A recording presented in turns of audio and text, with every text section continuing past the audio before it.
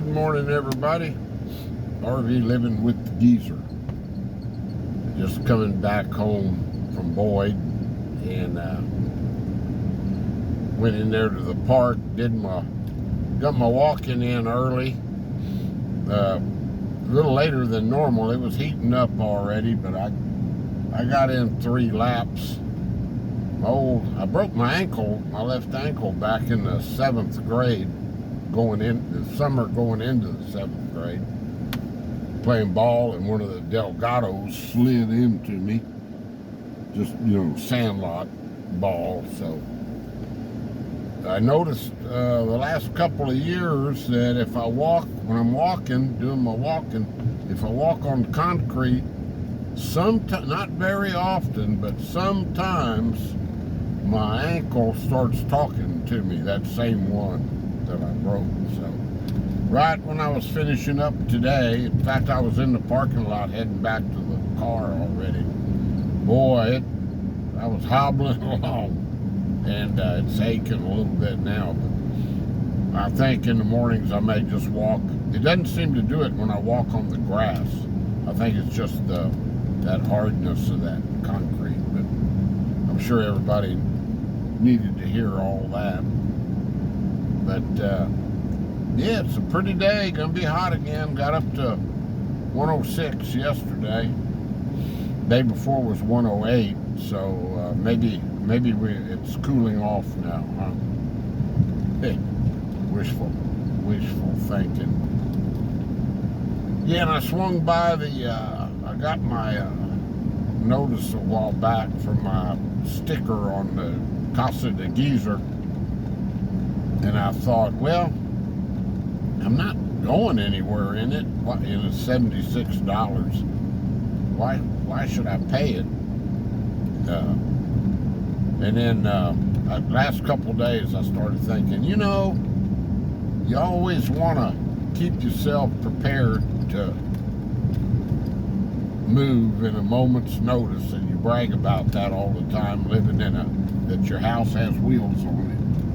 I said, you better go get that sticker, because I might wake up one morning on a weekend and say, hey, I want to get out of here. And I can always trade vehicles with my son. Use his truck to pull it, since this geezer mobile won't pull it. I don't even have a hitch on this vehicle. If I ever get in the mood for like pop-up camper or something again, then of course I'd have to have a hitch put on it. But I don't know. Probably just as easy to rent motels. By the time you bought a pop-up camper and insurance on it and everything, it'd be just as easy to take a trip and stay in a motel somewhere. Who knows? But anyway, I went in. They got Wise County has an annex office in Boyd. Always very easy to deal with. So I went in there, got my sticker in Texas. They just give you a little sticker. You put it on your existing license plate. I guess other states work that same way. I'm not sure. And then plans for today at 2 o'clock. My Bernie team is still undefeated in the Little League World Series, so they play Nevada, which is the other undefeated U.S. team. Play them at 2 o'clock, and the winner of that game goes directly into Saturday's U.S. championship game. So, big game today. It's a double elimination tournament, so if either one of them loses, they're still in. That would only be their first loss, but they have to go and play their way out of the losers bracket, which is very hard to do. But, anyway, keeping my fingers crossed for my old hometown. Yeah, I think I told you all I played on that field that I played on in Bernie. It was all the Little League played on one field called Merchant Field. And my son had him, and, you know, he started there, and he played on that field the whole time he was playing. Now it's apartment complexes there, and Bernie has, I imagine they have Little League fields all over the place, you know, high dollar ones. So, yep, but still my hometown. Back then, it was 1,802 people on the city limit sign, and they gave the population of Bernie on the game yesterday, you know, its location and population and everything. And they said it was 30 miles northwest of San Antonio. Well, that's misinfo, guys. It's hooked. They're hooked together now. No, it's not 30 miles from San Antonio anymore. But they gave the population of Bernie, it was like 18,750. And that's in the city limits. They have 2 high schools there, so that'll tell you it's 2 large high schools. So there's got to be 100,000 people that they're drawing from that school district.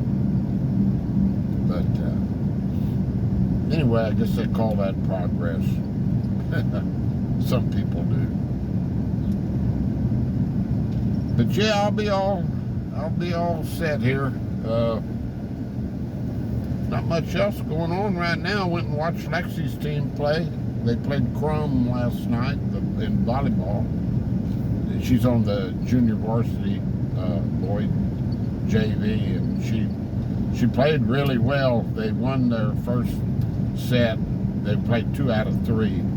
They played Crum, K-R-U-M, and they're always really good. So they won their first set, but then Crum got their act together and came back and won the second and third sets. And I know we're going into the sun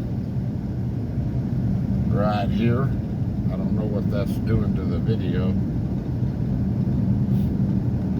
But yeah, I'll be glad when this heat settles down a little bit. They're saying next week it'll get back to a normal August, which is still very hot up here, but it'll be high 90s.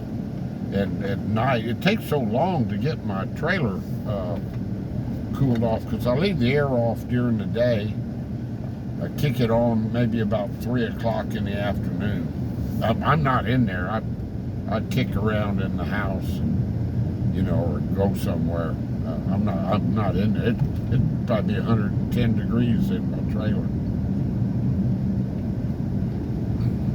But I leave it off. It saves a little money, but what I'm mainly doing, I'm trying to save the wear and tear on my air conditioner, because I already had to replace that thing once, and that was $1,700. Knock on wood, I sure hope, I shouldn't even be talking about it, but if it was to go out again, I think I would just buy a 8,000, since I'm not moving my trailer around, I'd buy like an 8,000 BTU window unit. It runs on 110, and stick it in one of the windows. Old Rusty's done that several times with his. They're a lot quieter too. But hopefully I get through this summer, and then wintertime in that RV is so easy. I mean, one little electric heater, I don't like it hot, suffocating hot in a trailer. One little old electric heater most of the time does it, and then it's got a really good furnace that you can kick on just for a little bit, and it runs off propane, that's already on your trailer, and it'll heat that place up in like 5 minutes, if it's extremely cold. But at night, I'll leave that little heater, the electric one, on low, and I'll just cover up with blankets and my quilt, and I'm great. I'll sleep great that way. pretty horses over here on the left. Let's see if we... I don't know if I'm getting them or not. Well, we're just about home, guys, so I'm gonna let y'all go. I did a video I haven't put out yet in Bridgeport yesterday. I was walking in the park. I showed y'all the Bridgeport Park, which is real nice. It's one of those parks that I like to talk about that it's not real and hadn't put a lot of money into it, but it's all you need, But they do have a very nice swimming pool there. Where my granddaughters,